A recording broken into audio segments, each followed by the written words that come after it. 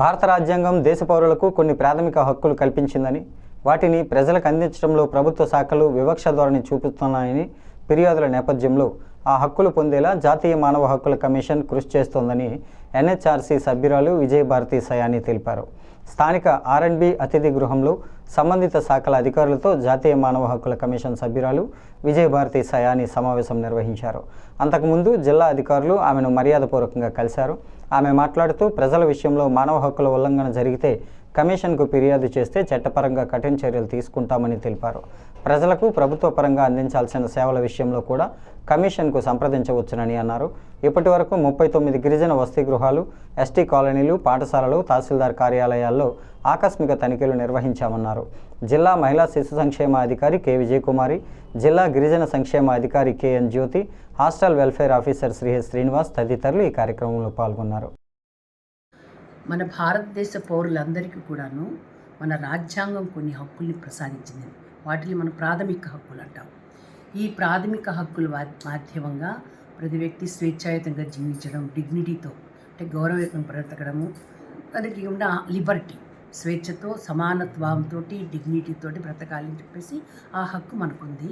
ఈ హక్కులకు వయలేషన్ జరిగినప్పుడు ఎవరి ద్వారా అంటే గవర్నమెంట్ ద్వారా, ప్రభుత్వం అనేక రకాల రంగాల మాధ్యమంగా మన యొక్క వ్యక్తులకు కావాల్సిన అవసరాలు తీరుస్తుంది. ఈ అవసరాలు తీరనప్పుడు, వాళ్ళ హక్కుకి భంగం కలిగినప్పుడు, because of the public servant, అప్పుడు వాళ్ళ ప్రజలు ఎన్హెచ్ఆర్సీని అప్రోచ్ అవుతారు. అక్కడ ఎన్హెచ్ఆర్సీ దానికి తగినటువంటి చీఫ్ సెక్రటరీ మొదలుకొని కన్సర్న్ డిపార్ట్మెంట్ అఫీషియల్స్ వరకు కూడాను జరుగుతున్న విషయాన్ని వాళ్ళ దృష్టికి తీసుకువెళ్ళడం, అదేవిధంగా ఏం జరుగుతుందో దానికి రిపోర్ట్ అడగడం, ఇవి జరుగుతుంటాయి.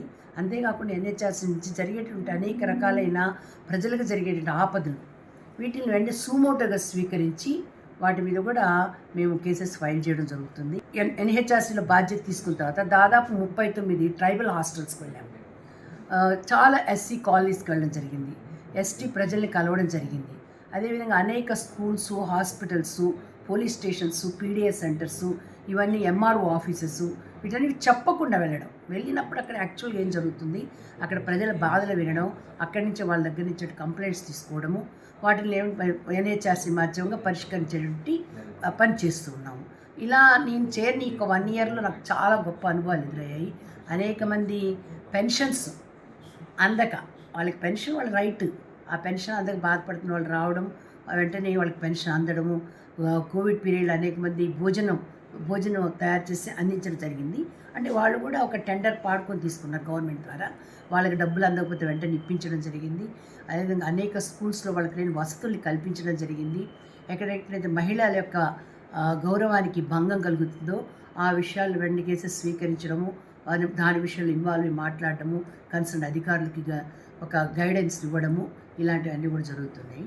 ఎవరికి ఏ విధమైన ఆపద కలిగినా ప్రభుత్వం మాకు పని చేయట్లేదు. సపోజ్ అది ఇంటర్నల్ డిస్ప్లేస్ పర్సన్స్ కావచ్చు, లేదా ఎస్సీ ఎస్టీ ఓబీసీ కావచ్చు, లేదా ఫుడ్ సెక్యూరిటీ కావచ్చు, లేదంటే ల్యాండ్కి సంబంధించిన ఇష్యూస్ కావచ్చు, ఏ ఇష్యూ అయినా సరే గవర్నమెంట్ అఫీషియల్స్ స్పందించకపోతే ఎన్హెచ్ఆర్సీకి రావచ్చు.